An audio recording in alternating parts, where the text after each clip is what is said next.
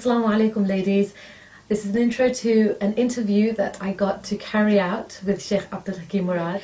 If you've watched my channel for about 2 years since I started it, you know how much I admire and respect Sheikh Abdal Hakim Murad. He is the person who introduced me to spiritual Islam. I had no idea that there was an element of spirituality embedded in Islam, let alone understand at all that it was actually the core part of Islam before I watched one of his lectures a couple of years ago. And that really it changed my life. The questions that I asked him were actually very frequently asked questions that you guys send to me and that I often ask you to take to a scholar or a religious, knowledgeable person, because I'm not very knowledgeable on these things and I do not feel qualified to answer a lot of the fiqh type of questions that you guys send to me. So that's why I asked the Sheikh this, so this is for you guys.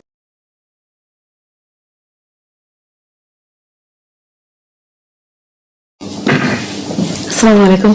Alaikum salam.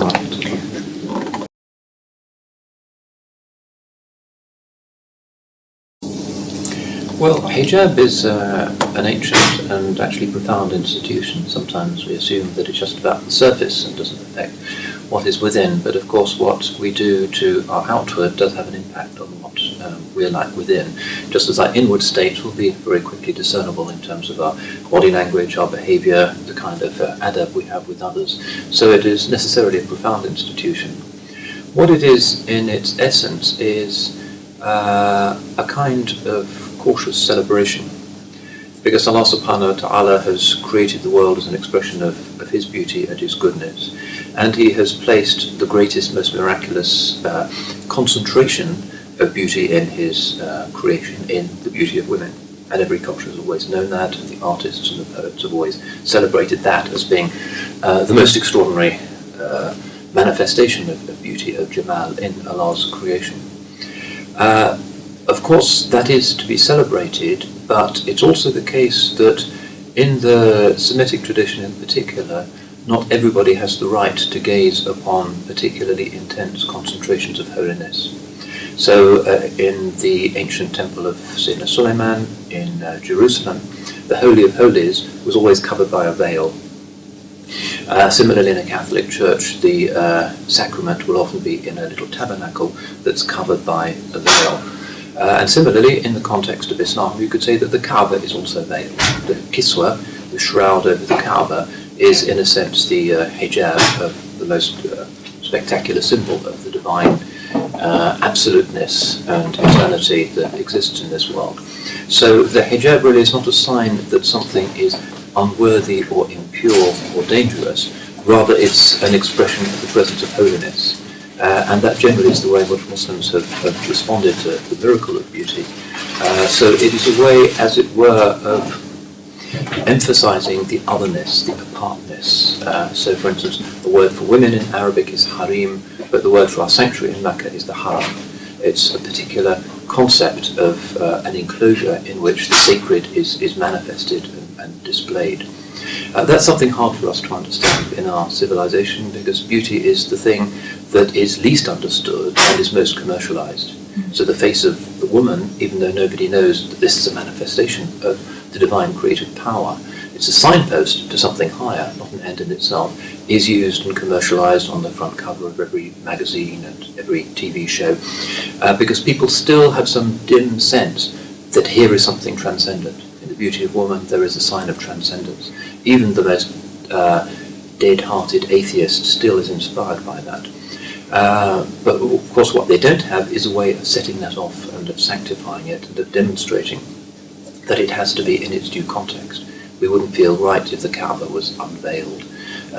Certain sacred things are set around with barriers and liminal zones. And so it is with the miracle of female beauty, that in the context of Islam, our way of expressing reverence for it is to set it apart, to treat it with dignity, to surround it and the whole persona of women, particularly in public space, with actually quite severe regulations about deportment and modesty and self-effacement that again are not there to deny her, but to acknowledge the sometimes unruly power that the disclosure of beauty in the public space can bring about.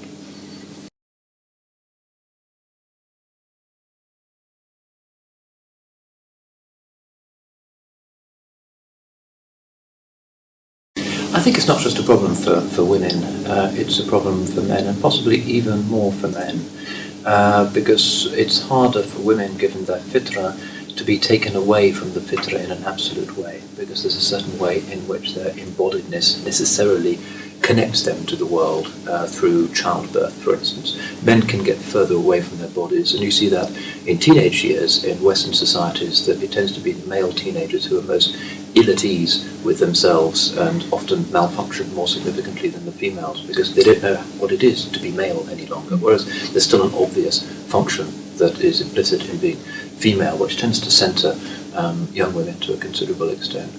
Having said that, the modern workplace is really designed in order to inculcate us or initiate us into a civilization that does not recognise the good life, but rather recognises the managed pursuit of pleasures. There is no higher purpose of the modern world, unlike almost all traditional civilizations where everything existed thanks to a unifying principle that pointed them towards the transcendent realm. Now we just exist in order to get more of the same, in order to compete, in order to be amused, to be entertained, and that means that there is no centering principle, and hence at the workplace in particular there is no opportunity for serenity, for calmness, for decompressing, and often people get into quite severe emotional and psychological, certainly spiritual states as a result. The first antidote to that is, of course, the prayer and scrupulousness in the prayer, because the prayer takes precedence over the meeting, the bus, whatever it might be. It's not negotiable. Secondly, we need to find ways, whether we're men or women, of sacralising the working day. So, for instance, if you have a private habit, if I did something wrong, or I said something wasn't quite right, or I was lazy, I'm going to impose upon myself putting £1 in the sadaqah box that I keep on my desk, so that there's some sense of accountability in your own private working practices. A sense at the end of the day that you look back over the day's work to see whether your intention was right, whether you were operating in a correct and more adab and decent way with colleagues, whether you're wasting your time, wasting your employer's resources, and overall to see if you can turn all of those distractive things that you did during the day into parts of a whole, and the whole is to earn a halal income, to improve society, to support your family, and ultimately to serve Allah subhanahu wa ta'ala. Without that unifying principle, our lives are going to be all over the place.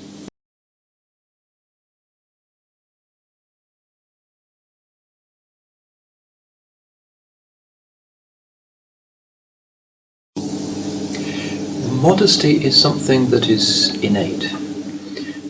Human beings, even quite young children, very quickly develop a sense, even if they're never told, that it's wrong to be naked when people are looking. It's something that's natural to human beings. And that's been the case since the end of the paradisal era with Adam and Hawa. It's part of the fitrah. We're disconnected from the fitrah in the modern world, and there is, as a result, no real sense of how we can use this natural desire to be modest, to be self-contained, not to project ourselves physically in a way that's distracting to others. How we can use that fitri desire in a way that actually has a practical outcome. It's not just about body language and comportment and the kind of things that we can say and we can't say. It's something more profound. So coming into Islam from a non-Muslim background means, in a sense, that one has to relearn, in a sense, the art of being human. Modesty is a fundamental aspect of what we are. The modern world is very immodest, not just after the 9 o'clock watershed, but now everywhere. The great transformations that have happened thanks to liberations of various kinds in the last 50 years in the West have resulted in wall-to-wall obscenity by any traditional standard, and modesty is nowhere celebrated. But still, when people see it, they're impressed. I think most decent, non-prejudiced British people or American people, if they see a woman who is intelligently and modestly wearing hijab and living that hijab, there's something within them that is impressed by that. Not just because of the sacrifice that she's making, but because she is not part of the world in which everything is commercialized.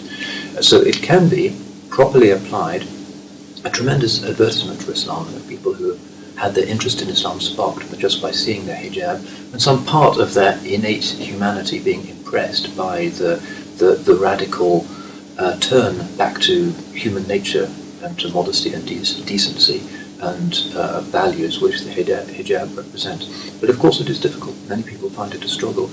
But then religion is a struggle, and it's a sacrifice. Ibrahim was commanded to sacrifice his son. All of the prophets had to make vast sacrifices. Religion offers us paradise, and Allah says that the price of paradise is high, but Allah is merciful. So we rely on Allah's mercy because we can never pay the price of eternity. That would be an infinite price. Allah subhanahu wa ta'ala asks a few little things from us in order to give us the garden that goes on forever. That's because He provides بِغَيْرِ حِسَاب, without reckoning. But still, we have to make that sacrifice. There are certain sacrifices that men have to make. Sometimes if there's a war, the men have to carry the bulk of that responsibility. There are some things that women have primarily to do. That's just part of the way in which Allah has created us as two genders. But the path to paradise is necessarily steep, but we are promised in prophecy that it's worth it.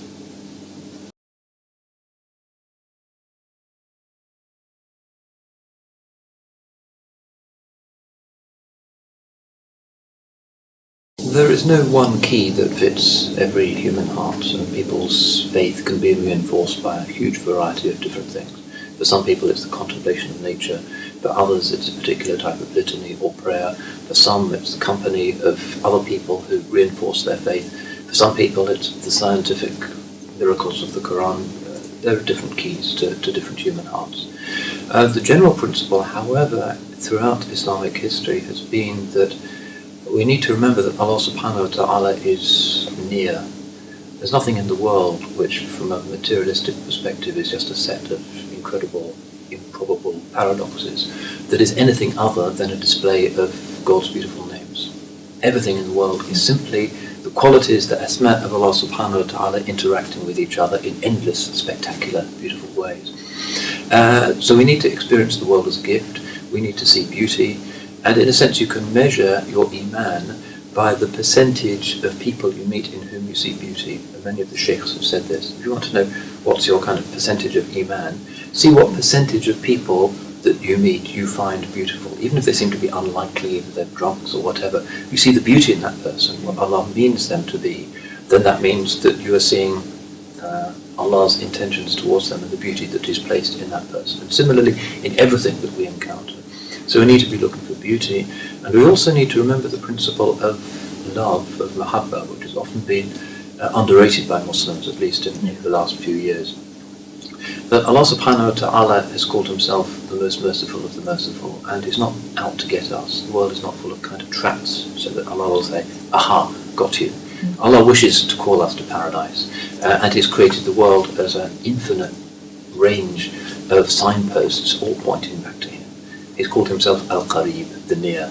So if we fall in love with Allah's names that we see in creation, including the scary stuff that happens, we see the majesty as well as the beauty. If we train our hearts to perceive the divine agency in everything, then inshallah we will see through all of the shadowy thoughts of certain late modern atheists and the troubled characters in Dostoevsky or whatever superficial thing it might be that's actually triggering something that's deeper within us. Yeah.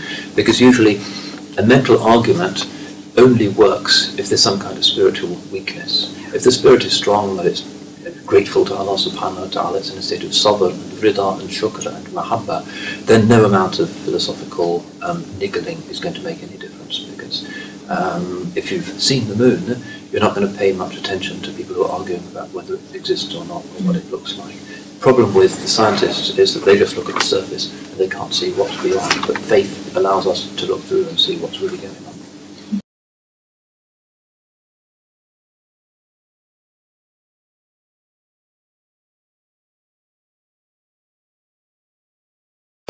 For very many people, an appropriate translation of the Quran does unlock surprising things. For some people, they need something cerebral and philosophical because they have certain hang-ups about the problem of evil, or the problem of creation, or causality, something that they've heard about monotheism that has to be cleared up on a philosophical level, and that's the only way they can get into faith. For other people, they need something that's more heart-oriented, more towards love and beauty and affective inward dimension of humanity, so they may respond to collections of poetry, for instance. A very good, very simple introduction I've always found is Sheikh Abdal book, Islam, Religion of Life, which I've given to a wide range of non-Muslims, and it's always had actually quite a big impact on them. Even though it doesn't get into the philosophy or the mysticism or any of those deeper things, it's a basic description of the 5 pillars of what Muslims believe. Somehow Sheikh Abdal did manage to pack a lot of good niyyah into that book, and it has a big impact. Works on seerah are also very, very significant, I find. And in terms of Quranic translations, quite often Thomas Cleary's short, kind of selected highlights of the Quran, he calls it the essential Quran, I find is perhaps the best thing to give to the uninitiated non-Muslim, because sometimes the Quran, Surah Al-Fatiha, Surah Al-Baqarah, it's difficult if you're not familiar with the way in which the Quran works. They don't get far enough. But with Cleary's translations, often people do find that opens up the universe of the Quran to some quite surprising people.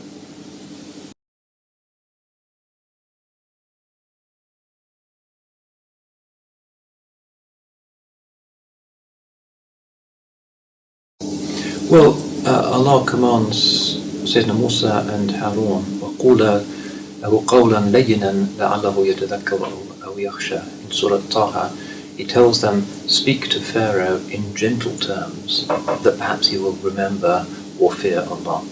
So even if it's Fir'aun you're dealing with, who one should really be beating up because of what he's doing, you speak gently. And this is the prophetic way, the way of rifq, always. And particularly when correcting others. The way of the Salaf was always not to correct them if they knew that there was any difference of opinion on the subject. Imam Sufyan al-Thawri, one of the great Imams of the Tabi'een, used to say, if you find a Muslim doing something that you believe to be haram, but you know that there's a difference of opinion amongst the scholars on that, it's haram for you to try and correct him.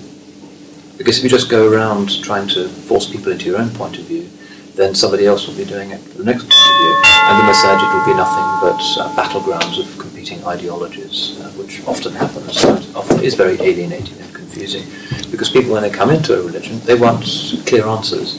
They don't want a whole bunch of conflicting thoughts.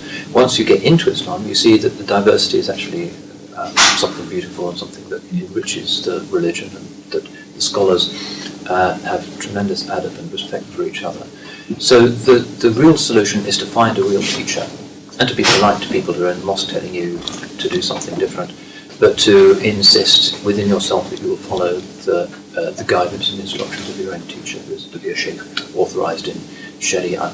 Otherwise you'll just be wandering around on Google forever looking for different fatwas. So one needs to find somebody who's authorized to give fatwa and who has an ijazah, a formally accredited, strictly regulated teaching authority from teachers going right back to great scholars of the past.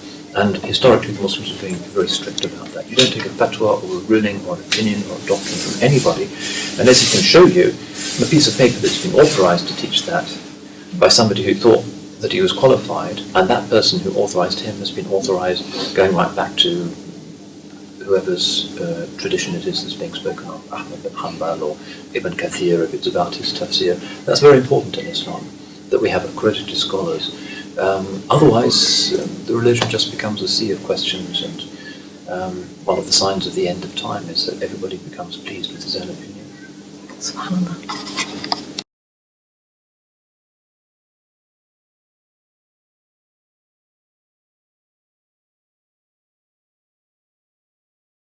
It's become a little easier than it was 20, 30 years ago in the West, especially if you're in a small town where the local imam might be a part-time dentist who sometimes reads the namaz with a small number of elderly people, but otherwise there's no guidance. It was very difficult. Now it's become a lot easier, partly because of the internet. The internet, of course, is a madhouse in many ways. Every conceivable lunariness is out there.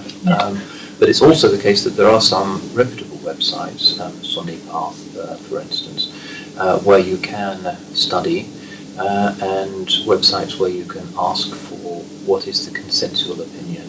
Because even if the view seems to be really strange and you're sure that there's no fatwa on it, you'll probably find the scholars have dealt with it, because there are fiqh academies with some pretty slick scholars who have advisors in relative relevant and disciplined. It's quite unusual to find a significant fatwa issue where there isn't actually a fatwa or a settled range of fatwas. Sometimes it takes years for the fatwa to settle down on in vitro fertilization, for instance. It took some time before that was really resolved. Cosmetic surgery issues also disputes amongst the scholars, but generally there are views there. It's pretty safe to ask Al-Azhar, and Al-Azhar in the last 5 or 6 years has really updated its technology, and you can ask questions even by text. You can phone Al-Azhar and you leave a message in English, and they promise to get back to you with the answer within 24 hours if they can't tell you directly. There's a similar service in Abu Dhabi, which is actually pretty good, carefully regulated, and I know the people who are behind it, and you won't get any wacky fatwas from them. So you have to look around a little bit.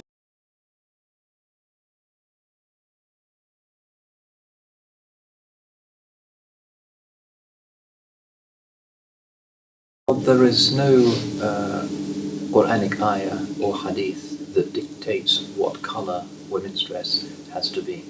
There are certain indications that the women of the Sahaba generally would wear black or sometimes white, but it's certainly not a Sharia requirement in any consensual way.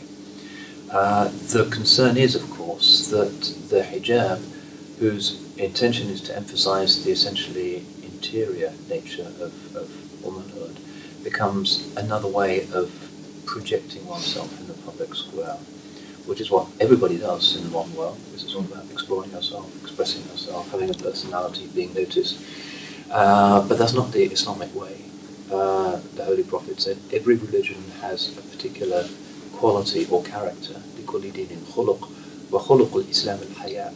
And the character trait of Islam is hijab, or modesty. This applies for men as well. It's not just about whether women should look interesting in public, but also affected equally how men are going to dress. If one is dressing in order to attract people's attention or to project oneself or whatever, then there is a moral problem now. And we have to face the fact that human beings do like to dress up, and it's a very strong impulse that we have. And if the hijab is about overcoming that and stressing the spiritual miracle of the face and the emphasis on public decorum, sending out an important moral message, but then there's an ambiguity because her trousers are tight and she's perfumed and she's got lipstick and she kind of looks as if she'd like to be friends with somebody. There's a real paradox there, and non-Muslims will be the first to spot it. They're the first ones to laugh at the girl who wears the tight hijab, but she's wearing the tight jeans and kind of sitting on the table in the classroom and chatting to the boys. That's obviously absurd. That's the worst of both worlds. So the most important thing is, once the basic Sharia requirement, everything but the face and hands has been observed, is to watch her body language, to watch her intention, to think about exactly why she wants to wear a certain thing, and to be aware that the shaitan flows in the descendants of Adam along with the blood, as the hadith says, and we're very good at deceiving ourselves.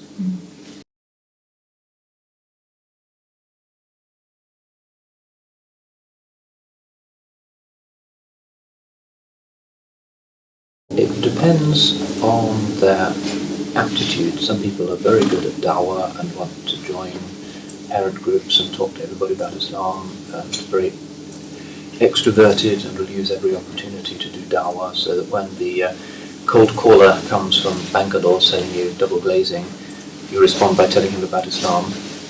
There's all kinds of ways in which, even if you're at home, you can engage in da'wah activities if you have that kind of personality. The essential responsibility everybody has is, if we are sorted out inside, then good things, inshallah, will happen for others anyway. Even if we seem to be not doing very much in the community, but we're involved in dhikr and Qur'an and looking to our children and doing our own thing, but we're concerned to get it right, that will have a big impact on people who are kind of observing us and people who are mixing with our children. And so, Ibda biman ta'ul is the prophetic commandment. Begin with your dependents. Yourself, make sure you're all right, family, spouse, children, extended family, parents, grandparents, and then on. But you start with the family, because the family unit is fundamental in Islam. Sometimes we tend to be so preoccupied with the far horizons that we forget what's happening around us. And a lot of da'wah-oriented Muslims, sometimes including myself, tend to have that issue. But the prophetic commandment is clear. We know how much time he spent at home, sallallahu alayhi wa sallam. One of the toughest aspects of the sunnah for many Muslim families is the fact that the Holy Prophet did a lot of housework.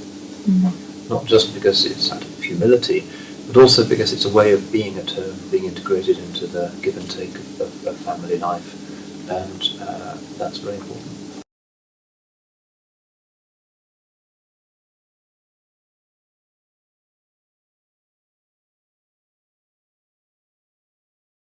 As often happens, and is probably not unhealthy, there are different opinions on that. The preference is, of course, for there to be no physical contact, and if one can engineer that situation, then that's better. What some rabbinical Jews do, for instance, is to wear a very light glove that you can hardly notice if they go to a big reception. I was at a reception recently in London, and there was a very conservative Orthodox rabbi there who was shaking everybody's hand, including the women, happily, but when I shook his hand I saw there was something there. I don't think anybody really noticed. It wasn't much of a problem. That's an option that can be considered seriously. Otherwise, we try to... Because it does seem a bit rude when it's sort of in your face, unless you can pretend to keep yourself occupied. But there's a something. limit to how many concessions we can make for the sake of politeness. Yeah. What if somebody wants to kiss you on both cheeks every morning when you come into the office? You can go on. There's an excessive familiarity based on the fact that this is a culture where boundaries are confused. And we do have, alhamdulillah, in the Sharia, clear boundaries, and that protects us. The Sharia is only there to protect us from the rubbish that we do if left to our own devices. So, if in doubt, if one possibly can err on the side of caution. Sometimes it's difficult. Allah is forgiving, but ultimately I think it's an individual's judgment call rather than a matter on which we can expect unanimous fatwa from the jurists.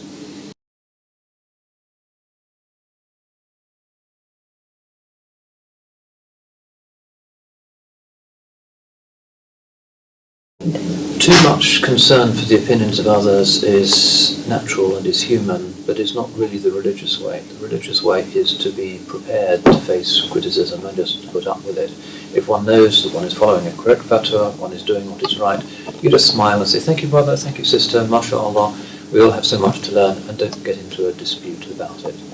Sometimes just play dumb. That's what I often do. If I'm in a mosque and somebody thinks that I'm praying facing the wrong qibla or something, he comes up to me in outrage, I just say, oh, thank you, brother, thank you so much. I didn't know very much. I'm new in Islam. I have so much to learn. And that satisfies them, and it's courteous, and they go off. And it doesn't create a situation. But to say, no, so Sheikh so-and-so says X, and Sheikh so-and-so says Y, and I know this text, turns it into a disputatious matter, which really shouldn't happen in the Masajid. So it's an exercise in humility. People criticizing you say, oh, I didn't know very much. Astaghfirullah, thank you so much, sister, and just move on. And inshallah, they'll accept that. But Islam is not about being concerned ultimately with the opinions of people on either side, because Allah is the only judge. And it's our responsibility before Him to ensure that we are following a valid interpretation of His law. And once we're doing that, we have that yaqeen, and our sheikhs are comfortable with the fatwa that we're following. The chit-chat is just something we can be forgiving towards.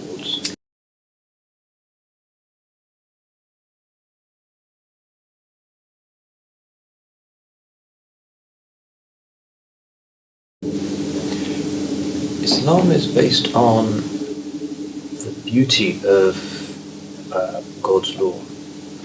Allah subhanahu wa ta'ala has ennobled humanity above everything else in creation. Karramna bani Adam.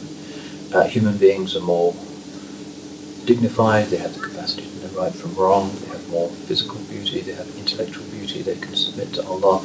These are the beings to whom even the angels could prostrate. That which ennobles us maximally is not following what we feel like doing in a particular moment, but conforming to what the Lord of Heaven wishes us to do. And part of Allah's generosity is that He's given us a Sharia with a lot of detail, because our lives have a lot of details. We're in dunya, which is complicated every day. There's dozens of different issues.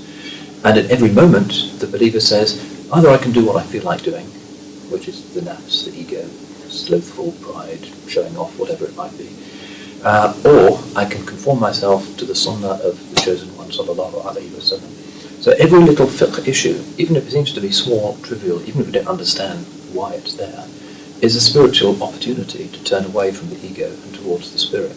Once we have that sense, that the sharia and the sunnah are spiritual exercises turning us into noble, self-contained, dignified, calm, happy human beings, rather than just a whole bunch of commandments and prohibitions, which is often how it's projected to us, unfortunately. Once we see it as a spiritual method and a way of re-centering ourselves in a crazy world, then the last thing we want to do is take the hijab off or make concessions with whatever, as if the sharia is not Allah's attempt to make things difficult for us. The nafs, the shaitan, want us to have a hard time. And if you really follow the nafs, you have a really hard time in your life. That's guaranteed. Allah wishes to protect us from that. He's calling us to the abode of peace, to salvation. And His method, the unique method for that, is His sharia, and all of it is mercy. Everything that keeps us away from our own rubbish is mercy. And we need to see the sharia as that. And the easiest way of seeing that, and that's really the secret of getting Islam right, really living Islam, loving Islam, is to see the sunnah beautifully practiced by a really saintly human being. When you see the sunnah not as just a bunch of rules that somebody's looked up and is doing and imposing on himself while the ego is rebelling, but to see the complete submission, loving submission of a human soul, body and mind in the way of the chosen one, sallallahu alayhi wa sallam. That's where you see the beauty of Islam, where it's actually implemented in somebody who's really living it. Once we have somebody like that in our life, then of course, what else do we want to do but follow the sunnah? So keeping good company, really. Keeping the company of the best people we can find, that makes everything much easier.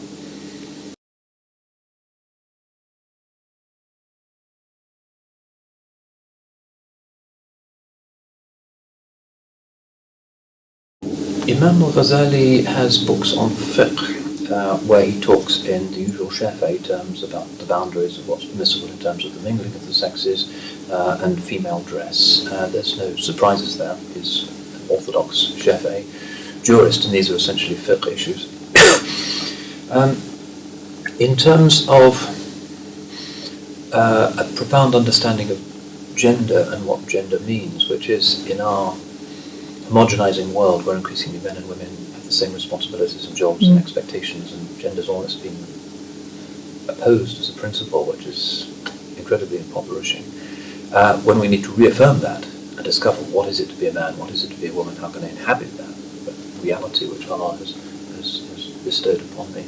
Imam al-Ghazali is probably not the first port of call for texts such as that, for issues such as that. There are other authors who've written on it.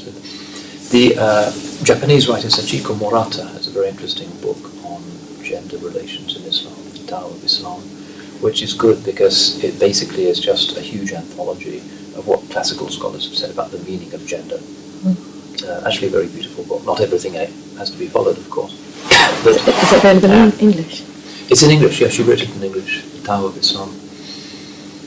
So that probably is a more appropriate place to begin rather than looking at the works of Imam al-Ghazali, who doesn't factor gender into his metaphysics very much, as some of the scholars have done. Those were all the questions. All done? Yes. Good. Thank you so much.